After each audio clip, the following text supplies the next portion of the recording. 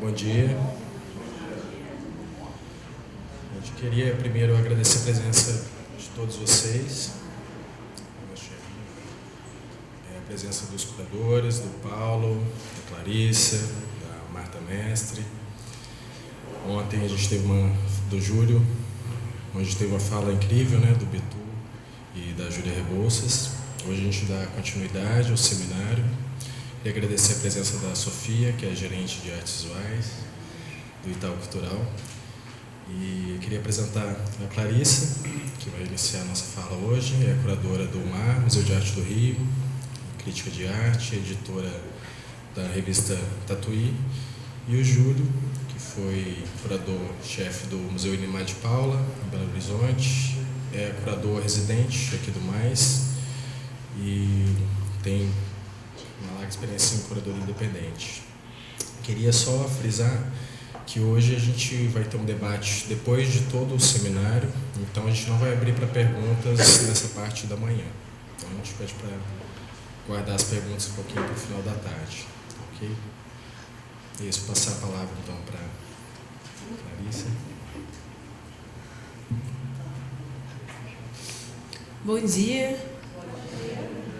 Obrigada, Renan, pela apresentação. Obrigada a todos, também a Júlia, a equipe do MAIS, pelo convite e pela iniciativa. Já estive aqui uma vez nessa mesma cadeira no debate acalorado. Foi bom. Bom estar de volta.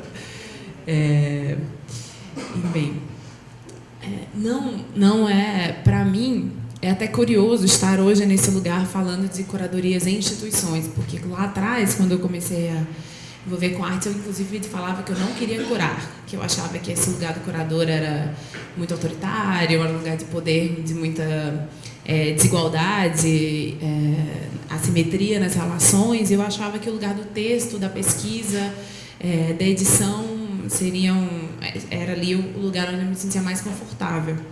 Então, no começo mesmo, no começo, na verdade, até hoje, meu grande prazer sempre foi pesquisar, lidar muito com arquivos, coleções, acervos e com a memória, com a voz do outro. Enfim, isso é uma coisa que acho que é talvez um dos lugares mais potentes, né? O lugar da escuta e o que se faz com essa escuta, como se trabalha isso.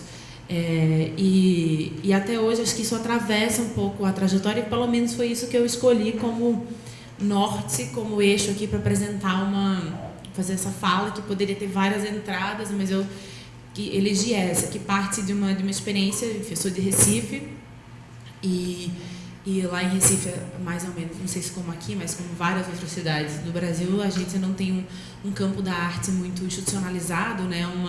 Basicamente é uma rede de artistas e pessoas que colaboram, que são extremamente próximas, cooperativas, e que nessa amizade, nessas redes de confiança, de reciprocidade, vão formando o que é um campo da cultura, da arte, enfim, da cena cultural local. E, no entanto, apesar disso ser super forte, né, essa convivência entre artistas, entre pessoas, tem uma coisa que hoje eu moro no Rio, então eu vejo o quanto que é diferente, assim, Recife, também pela escala, todo mundo conhece muito o trabalho do outro, assim, a pesquisa do outro, né? Você tem uma proximidade que acelera os fluxos dentro da cidade, assim, o modo como uma informação circula, ou como uma escolha ou mesmo uma conquista de um artista coletivizada, partilhada e passa a fazer parte do vocabulário de outro artista mais rápido, talvez, do que em cidades maiores. Então, mas, enfim, a despeito dessa efervescência e dessa proximidade e intimidade, talvez, do campo da arte, esse lugar não estava nas instituições locais, assim, não está, na verdade. Você, na universidade, por exemplo, no curso de licenciatura que eu fiz, eu não conseguia ter acesso a essa cena, a esses artistas, não conseguia, em nenhuma das disciplinas que eu fiz, houve uma reflexão, uma proposição em relação a esse lugar, e isso começou a me deixar muito intrigada desde muito cedo na universidade, e meio que foi por aí que eu, enfim, encontrei uma porta de entrada para esse mundo, assim, pautada pela curiosidade de entender o que estava ali do meu lado, mas que apesar de ser, né, meu vizinho, eu estava mais em Picasso do que, sei lá, um artista que mora no meu bairro. Então, desde logo no começo, junto com amigos da faculdade, a gente organizou um grande programa chamado RG, chamado Registro Geral, que foi convidar artistas. Na verdade, começou com jovens artistas, depois para artistas de meia idade, e depois virou qualquer artista, enfim. No final das contas, mais de 100 artistas passaram pela universidade a convite dos alunos para falarem sobre o seu trabalho. Então, a gente transformou o horário do almoço, que era quando a gente não tinha aula, nesse encontro semanal com artistas da cidade. E isso foi uma espécie de universidade paralela, né? Enquanto a gente tinha ali a grade, a gente tinha ao mesmo tempo, durante aqueles anos, um contato semanal com pesquisas muito vivas, né, que estavam acontecendo ali na nossa frente, do lado, enfim, a possibilidade de interagir e de dialogar frontalmente com esses artistas. Isso, nesse processo, que era um processo muito motivado pela curiosidade, pelo desejo de aproximação, de entendimento, começaram a surgir outras linhas de forças. Então, eu comecei a entender que, de fato, existia e existe, enfim, uma angústia, um desejo, ao mesmo tempo, por parte, sobretudo, dos artistas, de serem pensados, né, de terem suas obras compreendidas, pensadas, analisadas, e mesmo numa perspectiva mais micro, e também num desejo de se ver contraposto a uma história da arte, seja local, seja brasileira, enfim, né, numa escala maior.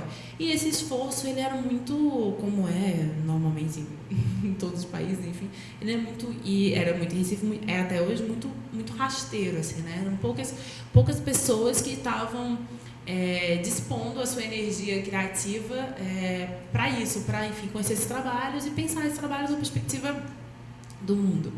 Então, eu comecei a achar que isso era muito importante e que eu poderia ajudar a fazer alguma coisa, enfim. Na verdade, eu me senti extremamente mobilizada a isso, eu nunca pensei em outra alternativa que não me envolver nesse desafio, nesse esforço. Então, comecei, de fato, a fazer vários projetos que eram, de muitas maneiras, uma contribuição para essa cena local, que foi desde uma revista de crítica de arte, que tem algumas capas, que chamou Tatuí, que teve 14 edições no total, uma revista de crítica independente que tinha como intenção promover, provocar a reflexão não só de pessoas, né, de Recife, mas também do Brasil e cruzar essas reflexões a partir de alguns temas, alguns paradores.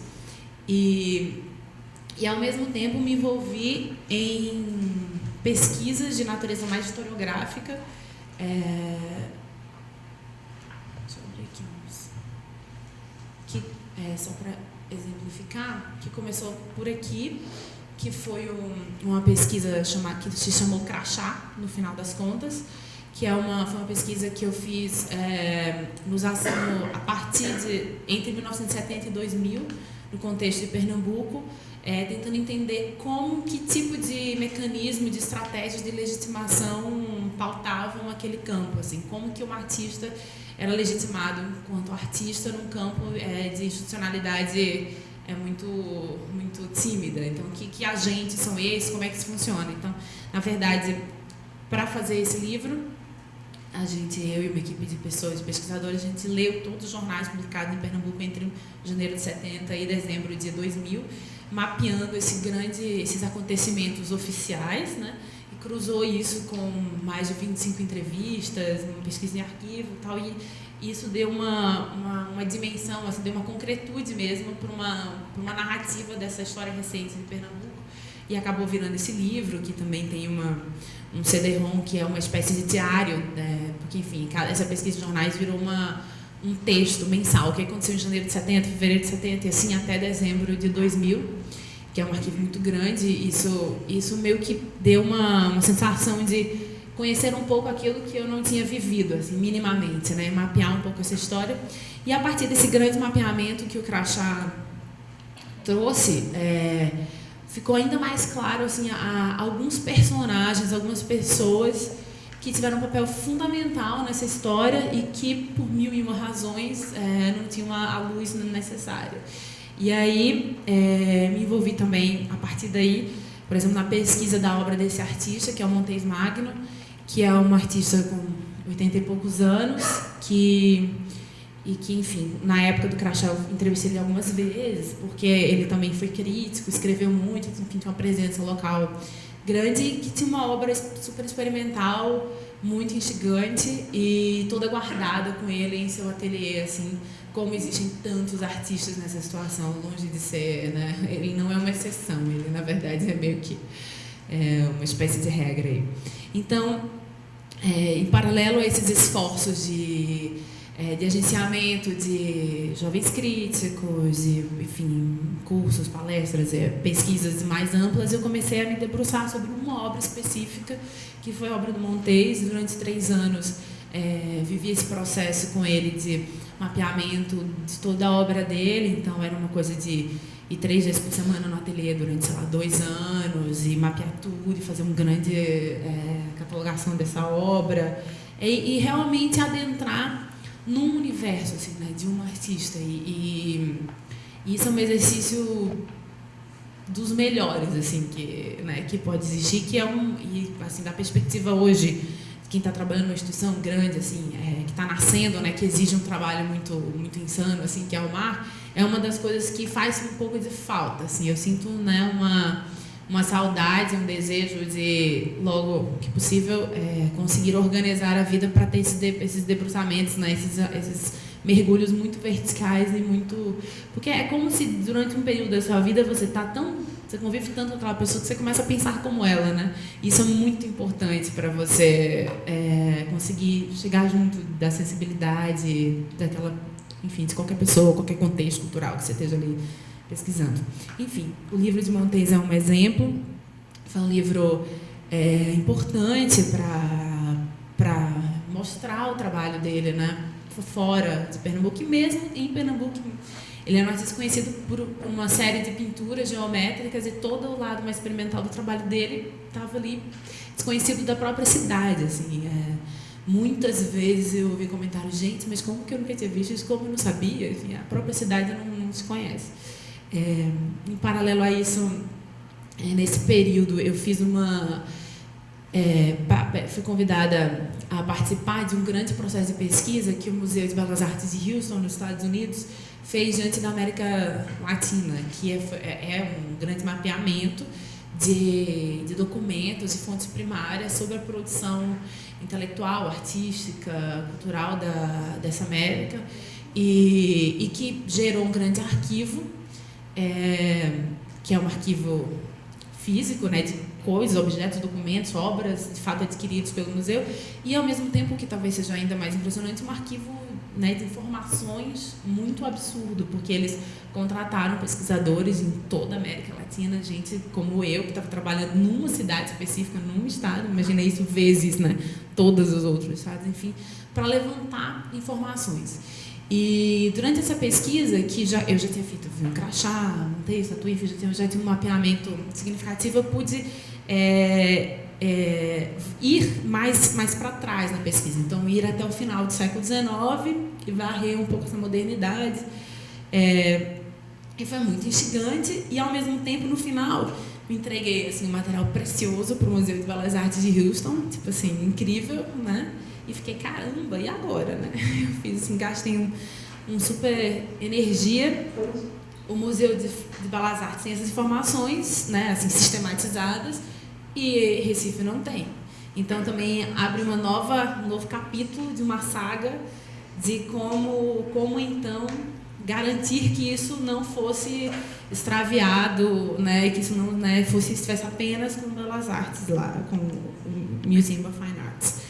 E aí, a partir daí, nascem mais 2 livros, que foi esse aqui, que é o Gilberto Freire, que integra a coleção Pensamento Crítico da Funarte, que é uma coleção dedicada à obra de críticos de arte, enfim, pessoas que escreveram sobre arte, Frederico Moraes, enfim. E eles tinham me convidado para pensar uma edição, e eu propus que fosse um livro sobre Gilberto Freire, que, enfim, é conhecido majoritariamente como um cientista social, um pensador, né, da formação social do Brasil, e que, no entanto, nesse período de pesquisa, eu tinha tido um contato com o pensamento estético dele, que é crucial para a teoria social de Freire. Assim, Freire não pensa uma sociedade sem pensar pelo lugar do sensível. Assim, toda a teoria dele está pautada no sexo, na carne, na comida, na dança. Todo o jeito dele de pensar o social é pelo sensível. Isso é muito impressionante. E, ao mesmo tempo, ele, a partir daí, desenvolveu, de fato, um exercício de crítica de arte, assim, completamente perdido na história. E aí, enfim, eu, além de... me deparei com alguns desses exercícios dele nessa pesquisa do Museu de Houston e aprofundei isso a partir do livro de Gilberto Freire, que foi, de fato, ler todo o arquivo dele mesmo, aí da Fundação Gilberto Freire, e os manuscritos, e o que ele publicou e tal. E a partir daí a gente editou, eu e Gleice Heitor, que é uma grande parceira de trabalhos, uma historiadora, esse livro que tem aí, reúne textos dele dos anos 20 aos anos 80, mostrando algumas principais teorias mesmo, hipóteses dele de trabalho para a arte, para a cultura, e alguns extremamente importantes, sobretudo a ideia dele de contextual, de uma consciência contextual muito precoce, né, no campo da historiografia brasileira, porque ele, nos anos 20 e 30, ele vai escrever, enfim, defender um regionalismo que não seria outra coisa senão uma solicitação, uma demanda de que os artistas, as pessoas que estão produzindo simbolicamente, fizessem isso a partir de uma clareza muito grande do seu lugar de fala, do seu local cultural, etc., que para a gente hoje é um tanto quanto óbvio, né? Mas no momento de uma força internacionalista, da abertura dos portos, né? De um contato em que a referência da Europa, da França, enfim, ainda é muito forte, era um gesto muito, muito ousado dele, e que se torna ainda mais ousado no momento em que se configura uma cena modernista em São Paulo, né? E esse regionalismo dele acaba sendo visto em antagonismo a essa cena, com a qual ele vai se debater aí a vida inteira. Enfim, isso depois foi tema de outras pesquisas que eu fiz. Enfim. Então, esse foi um dos esforços. E o outro foi esse aqui, que aí, enfim, a gente fez esse esforço, esse mergulho em Gilberto Freire, mas, ao mesmo tempo, além de Gilberto Freire, tinha uma outra série de figuras muito importantes que foram interlocutores, antagonizaram também Gilberto Freire e outros períodos, com outras referências, enfim, partindo de outros paradigmas também que não o de Freire. E aí, então, a gente organizou, também com Gleice Heitor, essa minha amiga, esse livro, que foi Crítica de Arte em Pernambuco, escritos do século XX. Então, reunia mais de uns 40 textos, dos anos 10 ao final do século XX, percorrendo também aí alguns dos principais autores e discussões do contexto em Pernambuco. Enfim, tudo isso são esforços de pesquisa que eu entendo que são, de fato, o que mais me move, né, dentro do universo da arte. E, paralelo a isso, enquanto eu estava, de fato, trabalhando com texto, pesquisa, com edição, etc., fui sentindo também, obviamente, a necessidade de abordar esse contexto de outro jeito. No caso, as exposições foram uma ferramenta muito poderosa para isso, e uma forma de colocar essas obras para dialogar sem a necessidade tão premente do anteparo, da cama de gato aí, da teoria do texto, enfim. Se Gilberto Freire está ali falando, sei lá, do Locador Usuário, Cícero Dias, etc., enfim, deixar Gilberto um pouco de lado e, de fato, olhar para Cícero, Lula, e entender como que eles suscitam e colocam as suas questões para além do framework, assim, do Freire, por exemplo. Então, também muito mobilizada por uma exposição que o Paulo Herkenhoff curou em Pernambuco, chamada Pernambuco Moderno, em 2006 ou 2005, não sei mais o ano, onde ele fez uma leitura da modernidade em Pernambuco a partir das artes, e contando com parceiros também que pensavam no cinema, arquitetura, enfim, não só artes plásticas. Eu fiquei realmente muito instigada a pensar isso como exposições, e eu queria mostrar algumas para vocês, porque acho que, enfim, tem a ver. A primeira delas eu queria mostrar, que não foi a primeira, enfim, das exposições em ordem cronológica, mas acho que é uma que vale debruçar, chamou Contido, Não Contido, que foi uma exposição a partir da coleção do Museu de Arte Moderna, do Museu de Arte Moderna Luiz Magalhães, MAMAN, que é o MAN de Recife, né? Enfim, é o Museu de Arte Moderna local. O MAMAN tem um acervo importante, local, e como grandes acervos que estão por aí, também pouco pesquisado, né? Pouco visto. E a gente, eu fui convidada para pensar uma exposição que ia reabrir, o museu tinha passado por um período de reforma, essa exposição uma das exposições que ia reabrir, e em discussão, enfim, com a minha parceira Maria do Carmo Nino, que foi co-curadora da exposição, e depois com os outros milhares de co-curadores que foram os educadores do museu, mas eu chego nisso depois, a gente entendeu que o importante seria não fazer uma exposição afirmativa desse acervo, né? Não é uma demonstração da imponência, da importância desse acervo, até porque isso de fato também é questionável, mas criar uma exposição que, ao mesmo tempo que mostrasse o que o MAMAN tem, discutisse o que o MAMAN não tem, e mais do que o que ele não tem, entender por que é que ele tem certas coisas e não tem outras, né? Que dinâmica é essa de formação de um acervo? Essa é uma discussão que eu já vinha trabalhando desde o crachá, da legitimidade, né? Como que um museu constitui um papel absolutamente fundamental na construção da legitimidade de um artista, de uma geração, de uma época, enfim, de um país, enfim. E aí a exposição, ela terminou por ser uma espécie de dispositivo, mais do que uma exposição. Ela durou 1 ano e foi dividida em 3 módulos, né? Recortes 1, 2 e 3, curados no final, enfim, por mim, por Maria do Carmo Nino e pelo educativo do MAMAN, que chama educativo ativo com A maiúsculo, assim, né? Faz essa formação. E aí antes, alguns meses, 6 meses antes de começar a abrir, né, o projeto, a gente se dedicou a estudar esse acervo. Eu já tinha nessas várias pesquisas antes estudado bastante o acervo, conhecia, enfim. E a gente começou, de fato, a olhar para esse acervo e a fazer mapeamento, cruzar, na verdade, o mapeamento que eu tinha feito por conta do crachá, por conta quando a gente leu aquele monte de jornal em 72.000, a gente levantou, assim, listas e mais listas de nomes de artistas. Então, porque esse CD-ROM que vinha lá no livro, que eu comentei com vocês, ele tinha um sistema de busca a partir de tags. Então, para fazer isso, eu tive, assim, listas e mais listas de artistas de Pernambuco, etc. Então, a gente começou a cruzar o que era a lista do inventário do MAMAN, a lista de artistas, com essa outra lista mega, que eu, enfim, tinha mapeado ao longo dos anos, e percebeu quanto que o MAMAN tinha isso e o mundo da arte era, né, isso aqui. Então a gente a gente entendeu que isso seria o ponto de partida da exposição, essa assimetria, né, entre o que uma acervo, uma coleção consegue de fato representar e o que seria o campo com o qual ela está lidando e que ela está tentando representar. Então a exposição, ela exibia obras da coleção. E embaixo das obras, vocês estão vendo esses arquivinhos aqui?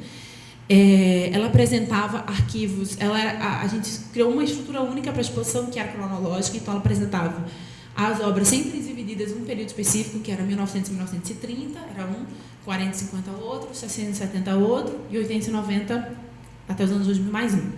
E aí, de acordo com esses períodos, a gente criou esses arquivos de contido e não contido. Contidos são pastas, dossiês de cada um dos artistas representados naquele período. Então, assim, embaixo dos anos 40 e 50, tinha um arquivo de contido com as obras de outros artistas, que não só aqueles que estavam ali na parede do acervo, que tinham obras desse período representadas no acervo.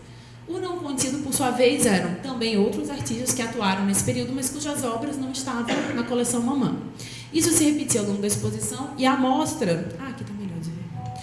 E a amostra tinha uma pequena biblioteca, computador, etc., scanner, enfim, e convidava as pessoas a alimentarem o arquivo de não contido.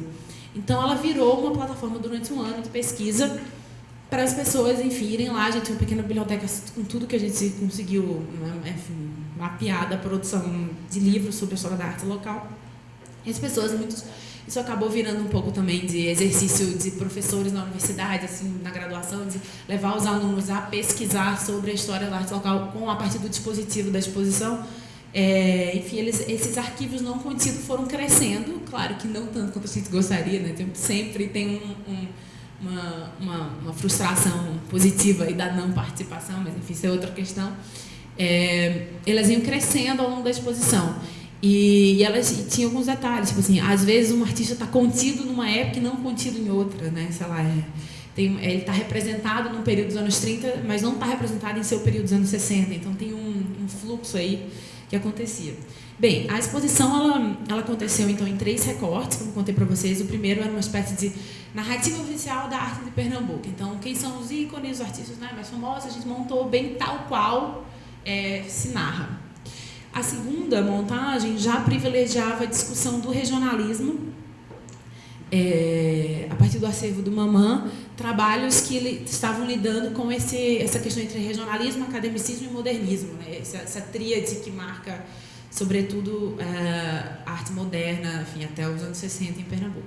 E o que eu queria mostrar para vocês com mais clareza é o terceiro recorte, que aí já partiu também de uma maturidade muito grande em termos curatoriais da equipe de educadores do museu. Pra vocês terem ideia, no terceiro recorte eu nem fui na montagem, nem estava na abertura, fui totalmente conduzido pelos educadores. O processo de pesquisa era toda segunda-feira. Era nossas reuniões, pensando a exposição, revendo os arquivos, pesquisando.